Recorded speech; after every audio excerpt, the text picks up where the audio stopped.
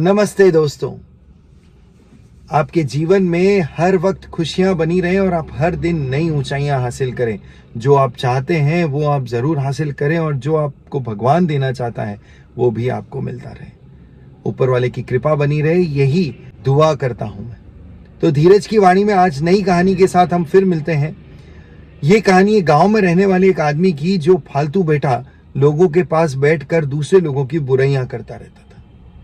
उसकी एक तरह की हॉबी कह दो, या जब भी बैठता था सिर्फ नेगेटिव बात करनी होती थी, एक दूसरे आदमी किसी भी अन्य के बारे में सिर्फ और सिर्फ गलत बोलने की। हम लोग भी कई बार ऐसा करते हैं कि जब बैठ गए तो कई बार बिना जाने पहचाने या बिना उस इंसान को जाने हम उसके बारे में कई बार कई चीजें सुन भी लेते हैं और अपनी टिप्पणी भी दे देते हैं। तो इसी पर बेस्ड एक कहानी है कि ये गांव में बैठा आदमी एक बार पंचायत में बैठा था। पंचायत में बोले तो लोगों की पंचायत में बैठा था, गांव की पंचायत नहीं, लोगों के साथ पंचायती कर रहा था। और वहां बैठे बैठे उसे क्या सूझा, अपने पास में एक अच्छा काम करने वाले व्यक्ति के बारे में बस ऐसे ही बोल दिया कि वो तो बड़ा ही बेईमान इंसान है और इतना सारा पैसा जो है उसने बेईमानी से ही कमाया होगा, सच्चाई से तो इतना पैसा नहीं कमाया जा सकता। और ऐसी ऐसी बातें बोली। वो बातें उन्होंने 4-5 लोगों में बोली और इस तरह बोली कि उन लोगों को भी उसकी बात का विश्वास हो गया।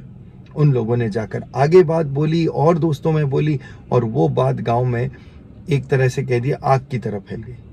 सब लोगों ने उस आदमी से दूरी करना चालू कर दिया जिसके बारे में बुराई हो रही थी। उनको लगा कि ये सब मिलावट करता है या सही धंधा नहीं करता है और सबने दूरी करने लगी। धीरे धीरे उसके बिजनेस में, उसके व्यापार में उसे नुकसान होने लगा।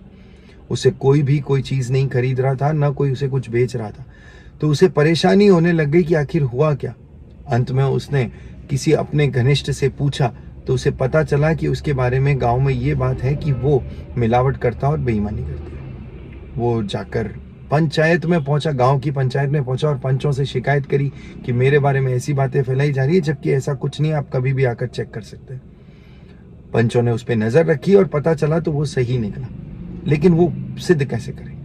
तो उसे जब पूछा गया कि तुम्हें किसने बताया ऐसी बात की जा रही, तो उससे एक दोस्त ने कहा तुम्हें किसने कहा, तो उसने जाकर एक आदमी से पूछा। फिर जिस आदमी से पूछा गया धीरे धीरे करके, क्या आप इस आदमी को जानते हो जिसके बारे में बुरे, कि नहीं मैं नहीं जानता हूं इसके बारे में कुछ भी, मुझे तो एक्स आदमी ने कहा था, उस आदमी ने कहा था। और इस तरह उस आदमी तक पहुंचा गया जिसने ये बात फैलाई थी। हम भी लाइफ में ऐसे ही करते हैं, हम लोगों की बात में आकर जिस आदमी को नहीं जानते हैं पहचानते हैं उसके बारे में हमारी राय बना लेते हैं। क्यों? क्योंकि किसी और ने हमें ये बात कही होती है। तो वो ऐसे करके जब पंच ने उस आदमी को पकड़ा कि भैया तुमने ऐसे ऐसे बात की, कि मैंने ऐसा कुछ नहीं कहा, मैंने तो ऐसे ही नॉर्मली कहा कि मुझे लगता है कि ऐसा ये करता है, मैंने नहीं कहा। और मैंने तो कह दिया, लोगों ने माना है, ये लोगों की गलती है, मैंने नहीं कहा उन्हें ये मानने के लिए। पंच ने बोला ठीक है। पंच ने अगले दिन उस आदमी को फिर से बुलाया और जिसने शिकायत की थी उसको बाहर रहने के लिए कहा गया। जब वो अंदर आया तो कहा कि तुमने गलती तो की है, तुमने एक आदमी की मानहानि करी है, आपने उसके प्रतिष्ठा को दांव पे लगा दिया है, तो तुम्हें उससे माफी मांगनी पड़ेगी और हर्जाना भरना पड़ेगा। वो बोले मैं गरीब आदमी हूं, मैं हर्जाना कैसे भरूंगा।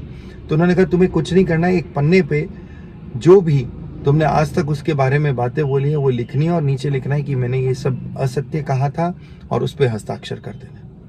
वो आदमी कहता मैं अभी कर देता हूँ। उसने ये सब लिखा। लिखने के बाद पंच ने उन्हें कहा कि अब आप इन पन्नों को फाड़ दीजिए, इन पन्नों को फाड़ दीजिए, टुकड़े कर दीजिए। टुकड़े कर दिए। टुकड़े करने के बाद उसे कहा कि तुम अपने घर लौट जाओ और उसको गांव में गली में फेंकते हुए जाना, अलग अलग दिशाओं में उड़ाते हुए फेंकते हुए चले जाना। वो फेंकते हुए चला गया और कहा कल फिर से आना। अगले दिन फिर उस आदमी को बुलाया गया।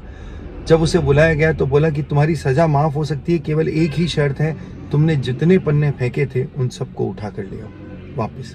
बोले अरे साहब ये मैं कैसे कर सकता हूँ, ये तो मैं नहीं ला सकता, वो पन्ने तो मैंने पता नहीं कहाँ कहाँ फेंके थे, हवा में कहाँ उड़कर चले गए, कैसे।